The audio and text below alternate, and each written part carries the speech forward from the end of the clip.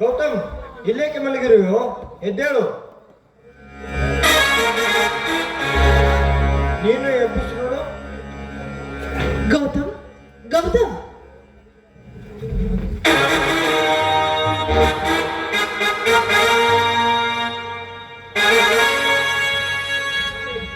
ಅಲ್ಲ ರೀ, ಅವನಿಗೆ ಜ್ವರ ತುಂಬಾ ಬಂದಿದೆ. ಅದು ಅಲ್ಲದೆ ನಾಲ್ಗೆ ಕೂಡ ಕಚ್ಚಿಕೊಂಡಿದ್ದಾನೆ.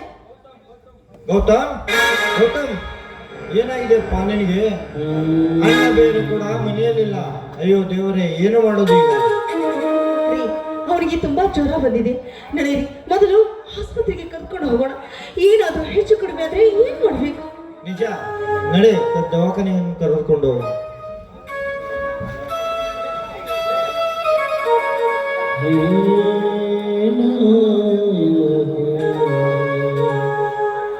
ಡಾಕ್ಟರ್ ರೇ, ನನ್ನ ತಮ್ಮನಿಗೆ ಏನಾಗಿದೆ ನೋಡಿ, ಸರಿಯಾಗಿ ನೋಡಿ ಹೇಳಿ.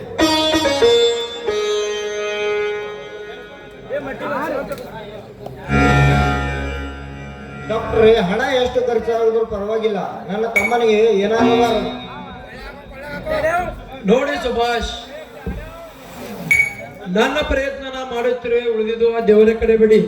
ಅಂತ ಗಾಬರಿ ವಿಷಯ ಅಂತೂ ಏನೂ ಇಲ್ಲ.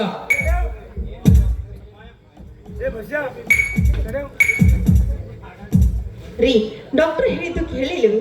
ಯಾಕ್ರಿ ಇಷ್ಟೊಂದು ಅವಸರ ಮಾಡ್ತೀರಾ? ಸ್ವಲ್ಪ ಧೈರ್ಯವಾಗಿರಿ. ಎಲ್ಲದಕ್ಕೂ ಆ ದೇವರಿದ್ದಾನೆ.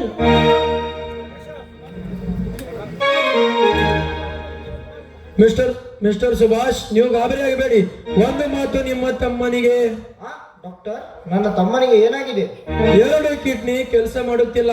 ದಿನ ಕೂತಾ ಇರಬೇಕು ಅಷ್ಟೇ. ಏನು ಹೇಳ್ತೀರ ಡಾಕ್ಟರ್? ಹೌದು ಸುಭಾಷ್, ನಾನು ಹೇಳೋದು ಸತ್ಯ. ನಿಮ್ಮ ತಮ್ಮನನ್ನು ಉಳಿಸಿಕೊಳ್ಳಬೇಕಾದರೆ 1 ಕಿಡ್ನಿ ವ್ಯವಸ್ಥೆ ಆಗಲೇಬೇಕು. ಯಾರಾದರೂ 1 ಕಿಡ್ನಿ ಕೊಟ್ಟರೆ ಮತ್ತು ನಿಮ್ಮ ತಮ್ಮ ಮೊದಲಿನ ತರ ಗುಣವಾಗಿ ಓಡಾಡುತ್ತಾರೆ.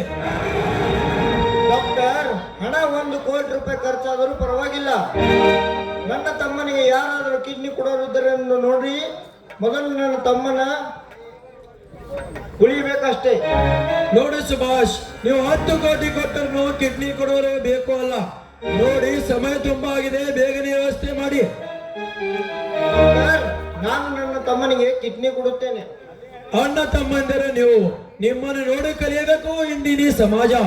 ಅಂದಾಗೆ ಆಪರೇಷನ್ ಥಿಯೇಟರ್ಗೆ ಬನ್ನಿ, ಬ್ಲಡ್ ಟೆಸ್ಟ್ ಮಾಡಬೇಕು. ನಿಲ್ರಿ, ನೀವೇನಾ ಡಾಕ್ಟರ್? ಅಲ್ಲ, ನನ್ನ ಗಂಡನಿಗೆ ತಿಳಿಯದೆ ಏನೋ ಕಿಡ್ನಿ ಕೊಡ್ತೀನಿ ಅಂದ್ಮೇಲೆ ಹಾಗೆ ಒಪ್ಕೊಂಡು ಬಿಡೋದ? ರೀ, ನಿಮ್ಮ ತೆರಿಗೆ ಏನಾದ್ರೂ ಕೆಟ್ಟಿದೆ ಏನ್ರಿ?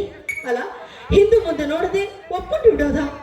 ಡಾಕ್ಟರ್ ನೋಡಿ, ಇವರ ಹೆಂಡತಿಯಾಗಿ ನಾನು ಹೇಳ್ತಾ ಇದ್ದೀನಿ, ನಾವಿಬ್ರು ಇನ್ನೂ ಬಾಳೆ ಬದುಕಬೇಕಾದವರು. ಹೀಗಿರುವಾಗ ಹಣ ಎಷ್ಟೇ ಖರ್ಚಾಗ್ಲಿ ನಾನ್ ಕೊಡ್ತೀನಿ, ಆದ್ರೆ ನನ್ನ ಗಂಡ ಮಾತ್ರ ಕಿಡ್ನಿ ಕೊಡೋದಿಲ್ಲ. ಮಾಯಾ, ಏನ್ ಹೇಳುತ್ತಿರುವ ನೀನು? ಅವನು ನನ್ನ ಒಡ ಹುಟ್ಟಿದ ತಮ್ಮ. ಗೊತ್ತರಿ, ಇಲ್ಲವೆಂದವರು ಹುಟ್ಟುತ್ತಲೇ ಅಣ್ಣ ತಮ್ಮ, ಬೆಳೆಯುತ್ತಲೇ ದಾಯಾದಿಗಳು. ನಾನು ಈ ಮಾತನ್ನು ಮೀರಿ ನೀವೇನಾದ್ರೂ ಕೇಳಿ ಕೊಟ್ಟಿದ್ಯಾದ್ರೆ ನಾನು ಮಾತ್ರ ನಿಮ್ಮ ಮನೆಯಲ್ಲಿ 1 ಕ್ಷಣ ಕೂಡ ನಿಲ್ಲುವುದಿಲ್ಲ. ಅಲ್ಲ ರೀ, ಈ ಡಾಕ್ಟರ್ ಇವತ್ತು ಕಿಡ್ನಿ ಹೋಯ್ತು ಅಂತ ಹೇಳಿದ್ರು, ನಾಳೆ ಹಾರ್ಟ್ ಹೋಯ್ತು ಅಂತ ಹೇಳ್ತಾರೆ. ನೀವು ನಾಳೆ ಹಾರ್ಟ್ ಕೊಡ್ತೀರೇನು? ಹೀಗೆ ಕೊಡ್ತಾ ಹೋಗಿ ನಾಳೆ ನಿಮ್ ಫೋಟೋಕ್ಕೆ ಹಾರ ಹಾಕಿ ನಾನು ಅಂತ ಮನೆಯಲ್ಲಿ ಕೊಡ್ಕೊತೀನಿ. ನೋಡಿ, ನಿಮ್ಗೆ ಹೇಳ್ತಾ ಇದ್ದೀನಿ ಡಾಕ್ಟರ್, ನೋಡಿ, ಅವ್ರ ಹಣೆ ಬರ ಹೇಗಿದೆಯೋ ಹಾಗಾಗ್ಲೇಬೇಕು. ಅವ್ರ ಸತ್ರೆ ನಾವೇನ್ ಮಾಡ್ಬೇಕು? ಪರೀಕ್ಷೆ ಮಾಡೋದು ನಿಮಗೆ ಕೆಲಸ, ಅದನ್ನ ಮಾಡಿ. ನೋಡಿ, ನೀವು ಡಾಕ್ಟರ್ಗೆ ನೇರವಾಗಿ ಹೇಳಿಬಿಡಿ ನಾನು ಕಿಡ್ನಿ ಕೊಡೋದಿಲ್ಲ ಅಂತ. ಹೇಗಿರೋ ಅಥವಾ ಇಲ್ವೋ ಅಂದ್ರೆ ನಿಮಗೆ ನಾನು ಬೇಕಾ ಅಥವಾ ನೀವು ತಮ್ಮ ಬೇಕಾ?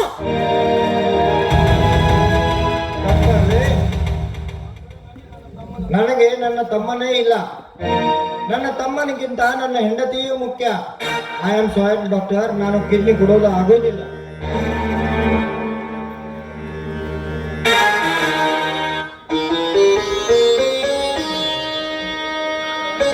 ನಾನು ಕೊಡುತ್ತೇನೆ ಡಾಕ್ಟರ್. ಈ ಜಗತ್ತಿನಲ್ಲಿ ಹಣ ಸಿಗುತ್ತೆ, ಆಸ್ತಿ ಸಿಗುತ್ತೆ, ಅಂತಸ್ತು ಸಿಗುತ್ತೆ, ಸಾಲದಕ್ಕೂ ಹೆಂಡತಿನೂ ಸಿಗುತ್ತಾಳೆ. ಆದರೆ ತಂದೆ ತಾಯಿ ಅಣ್ಣ ತಮ್ಮಂದಿರು ಏನು ಕೊಟ್ಟದೂ ಸಿಗಲಾರದು. ನನಗೆ ನನ್ನ ತಮ್ಮಂದಿರೇ ಬೇಕು. ನನ್ನ ಕಣ್ಣ ಮುಂದೆ ಅವರಿಗೆ ಏನೂ ಆಗಬಾರದು. ಮಾಯಾ ಹೇಳೋದು ಸರಿ ಇದೆ. ಹಿರಿಯ ಅಣ್ಣನಾಗಿ ನಾನಿನ್ನು ಬದುಕಿರಬೇಕಾದರೆ ನಿನಗೇಕ ಕಷ್ಟ. ಡಾಕ್ಟರ್, ನನ್ನ ಮತ್ತು ನನ್ನ ತಮ್ಮ ಗೌತಮನ ಬ್ಲಡ್ ಗ್ರೂಪ್ ಒಂದೇ ಇದೆ. ಅದಕ್ಕೆ ಯಾವ ಟೆಸ್ಟ್ಗಳು ಮಾಡುವ ಅಗತ್ಯವಿಲ್ಲ. ಬೇಗ ಆಪರೇಷನ್ ಮಾಡಿ ನನ್ನ ಕಿಡ್ನಿ ನನ್ನ ತಮ್ಮನಿಗೆ ಕೊಡಿ. ಬರ್ರಿ. ಅಣ್ಣ, ನನ್ನನ್ನು ದಯವಿಟ್ಟು ಕ್ಷಮಿಸು. ನಿನ್ನಷ್ಟು ದೊಡ್ಡವನು ನಾನಲ್ಲ. ಸಾಕ್ ಸುಮ್ನಿರಿ. ದೊಡ್ಡ ಗುಣ ಅಂತೆ ದೊಡ್ಡ ಗುಣ. ಈಗಿನ ಕಾಲದಲ್ಲಿ ಯಾರನ್ನ ನಂಬಬಾರ್ದು. ಯಾಕೆಂದ್ರೆ ಎಲ್ಲರೂ ಕಾಲಕ್ಕೆ ತಕ್ಕಂತೆ ನಡೀತಾರೆ. ಹೀಗಿರುವಾಗ ಈ ಕಾಲ ಹೇಗಿದೆ? ಈಗಿನ ಕಾಲದಲ್ಲಿ ಯಾರಿಗೆ ಯಾರು ಇಲ್ಲ. ಎಲ್ಲ ಈಗಿನ ಜಗತ್ತು ಹೇಗಿದೆ ಗೊತ್ತಾ? ಕಾಮ ಕೊಡ್ತ ಮಾಮ.